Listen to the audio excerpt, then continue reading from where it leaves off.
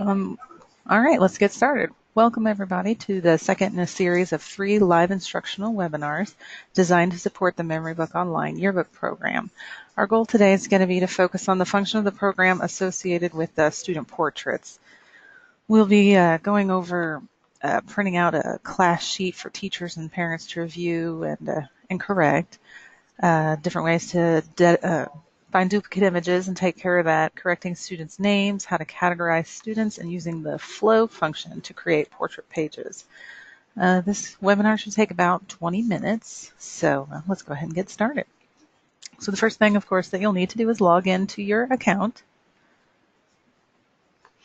Okay, now we're going to go to the image library, which to get there, you click on number 2, photos, in the upper left-hand corner. That takes you to your image library. Now if you see this little gray triangle next to portrait, when I click on that, I can see all the subfolders in here. Now these are all class pictures that were already uploaded into the program here. So whenever you send your class pics to us and we load them for you, that's where they will be located, is under portrait. And they'll be organized however you asked us to organize them, whether by teacher name or by grade. With this one in particular, you can see I've got it organized by teacher name. Whenever you click on a folder, you can see a little thumbnail of all the images within that folder. And it's really easy to print out what we call a preview sheet, a proof sheet. To do that, you click on this preview button here and kind of the upper left-hand side of your page. And that opens up a PDF of all your pictures with the names associated with them underneath. And you can print that out and you can hand it out to other teachers or parents, anybody that might be able to help you proofread them to make sure everybody's names are spelled correctly and everybody is in the proper class where they're supposed to be. So that's really helpful because you really want to make sure everybody's name is correct. It'll bum a kid out for sure to have their name spelled wrong in the yearbook. So you want to make sure you've got that in there and make sure that they're in the proper class. And that's just a quick, easy way to be able to do that. And it's best to get all of that taken care of before you flow your class pages. So that way you don't have to reflow them. Because if you come in here and make changes, like change the spelling of a name, after you've already flowed the pictures onto the page, it doesn't automatically update the page. You have to reflow it. So you'll save yourself a lot of time if you go ahead and take care of all the spellings and make sure everybody's in the right spot first.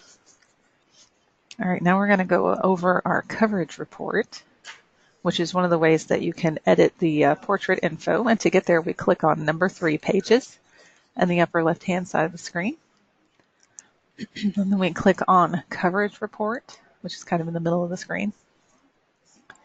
And you can see here I have just a big list of names. Now these are all the names that have photos associated with them.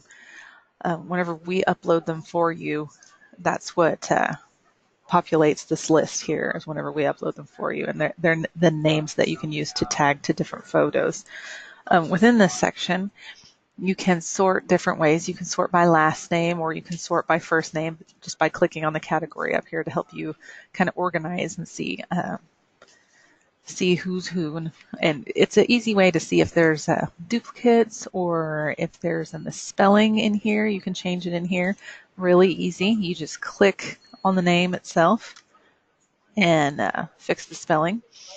Or if there's a name in the list that you don't want to be in here, like maybe I don't want this top one, I can just hit this little red circle here and it'll ask me, are you sure you want to delete it? And I say yes. And you can see it's removed it from the list. So now that name won't be in my list anymore. And it'll also tell you how many times a picture has this name tagged to it within the book. So how many times you've got a picture used on a page within the book that has that name tagged to it. So that'll kind of help you keep track of how many times a student has showed up within your book. And you can export a Excel file that gives you all the information as well to help you keep organized. And this is what it looks like. And this just tells you basically the same information that's over here on your page. It's got all the names, the grade if you have that information in there, and how many times they're within the book. So that can kind of help you keep organized as well. And any changes you make in this section will be reflected in the image library where we were earlier. So if you change the spelling of a name or something like that, it'll show up in the image library corrected as well.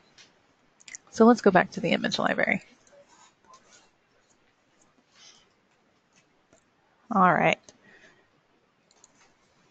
And let's click on a folder here.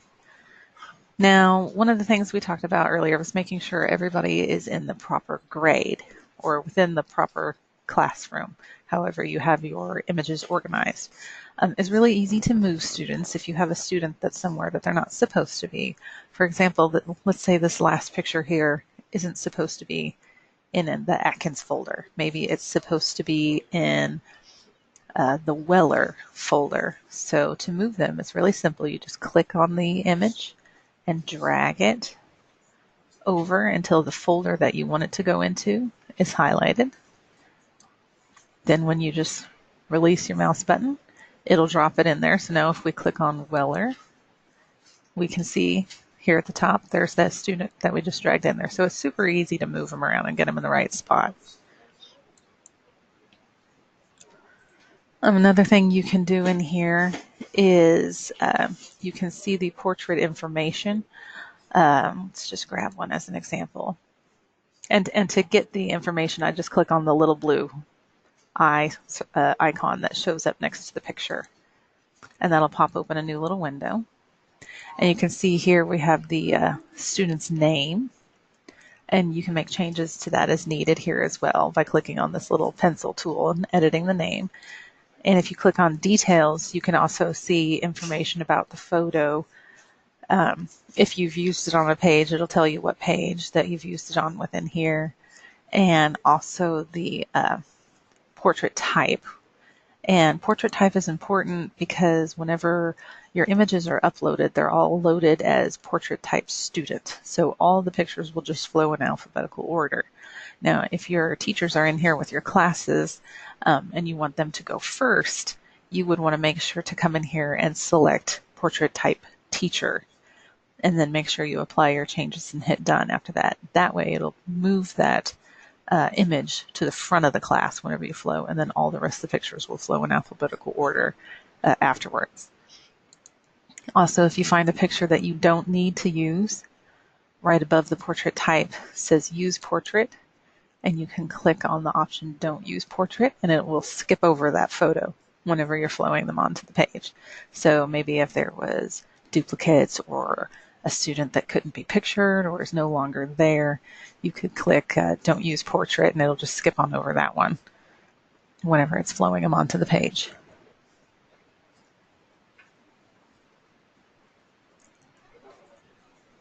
Let's see, I have a question here.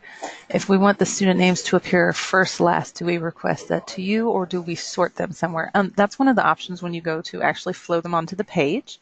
And that's what we're going to go talk about next. So let's go to number 3, pages. And you'll see here, I've got 2 blank pages. One of the first things you want to do with your class pages is you want to kind of figure out what your largest class is going to be and make sure you have enough portrait boxes for all the students in your class to fit on. So if you want all the portrait types or portrait pictures to be the same size, you want to figure out what your largest class is first and find a template that will fit that, and then just go from there. Now, the templates are located. To get to them, you click on Design on the right-hand side of this page, and then you'll see a little drop down here. We'll click on Portraits, and this will show you all of the available portrait templates that are pre-made. And these are also located in your manual in the Design and Creation section, kind of near the back. They're a little bit bigger, so that way you can see them a little bit easier because they are kind of small here. But if you check that area out, that'll kind of help you see what they look like a little bit bigger, or you can just drag them over onto your page to see them as well. So let's just pick a template here and drag it over. And a lot of times it'll ask you this, do you want to retain existing content? Basically, it's asking me if I want to keep the page number there, and I do. So I'm going to tell it yes. So this is what the template looks like when I drag it over. Now I know that my class that I have that I want to flow is going to need more photo boxes than that. So I'm going to try a different template here to get a few more photo boxes. This one might work. This one's got a few more photo boxes on it. Okay, so I have my template on the page. Now I'm going to click on the Flow tab on the right-hand side of the screen. And it will give me the very first option up here is format, and that is for the names. So you can tell it to flow the names first, last, last, first, whichever one you prefer. So that's where you go and you pick that option. I think it defaults to first name and then last name. Right below that, it'll tell you how many pictures there are in this folder. So that way you know how many you should have on the page. And right below that, there's a preview option, so you can kind of see how it's going to flow onto the page. It'll give you little green arrows pointing from the box to where the name's going to be. And then right below that is the drop down where you will select the actual class that you want to flow. So I'll just pick this first class we have here, and I'll hit flow. All right, you can see it's put all the pictures on the page in the photo boxes. But I can see right away I have a few issues here. My first issue is I have two of the same person here at the very front, and I don't need both of those photos, so I'm going to have to go back and correct that. And I also have the teacher down within the class and not first like I wanted them to be. So what I need to do is go back to the image library. And to do that, I click on number 2 photos. And I go to that folder. And I see, okay, here's my 2 pictures. So I have to decide which one I want and which one I don't want. So for the example, I'll just take out this second one here. To do that, I click on that little blue eye circle. It's a little circle icon with an eye in it. And then I'll click on details. And then where it says use portrait, I'm going to click on that drop down and select don't use portrait. And then I'm going to click on apply changes and done. And you can see now it has a little don't use box on top of it. So it'll skip over that one whenever all the images flow onto the page. Now I also want to make my teacher flow first. So I'm going to click on him. I'm going to click on details. And you can see the type here says student. And since I want him to go first, I'm going to click on that and select teacher instead and apply changes and done. Now I'm going to go back to my page where I had flowed the class on. And you can see it doesn't update the changes here. This is what I was talking about. You have to reflow it for the changes to show up. That's why it's best to have all those adjustments made before you start flowing images onto the page. So I'm going to hit the reset button, which is right next to the flow button. And it's just telling me it's going to remove all the pictures off the page. And I say that's fine. So now you can see I have all my empty photo boxes again. And now I am going to click flow, and that's going to reflow it onto the page. And you can see now my teacher is first, like I wanted him to be, and there's only one picture of that student. Now you can also see down at the bottom, I have a few extra photo boxes left. That's fine. All I have to do is click on them and then hit delete on my keyboard and remove them. And then I can move this text box, closer if I want to kind of make it look nice. And then make sure you save your changes after you do anything. So it's really that simple to do. Does anybody have any questions that they can think of right now? Oh, and also I wanted to point out, we do have a frequently asked questions section in the back of the design and creation section. It's around page 80. If you want to, you can always check that out if you have a question, something you're unsure about. Those are questions that come up, most often. So you can always check there. Does anybody have any questions at all? Always make sure to, whenever you're flowing your class, your portrait pages, that everybody is in there. Double check that all the portraits are on the page and everybody's name is spelled right, because these are typically kind of considered some of the most important pages within your yearbook, your students' professional photo that they have on there. So we want to make sure their name's right, and that their pictures are on there. Everybody has a name and that sort of thing.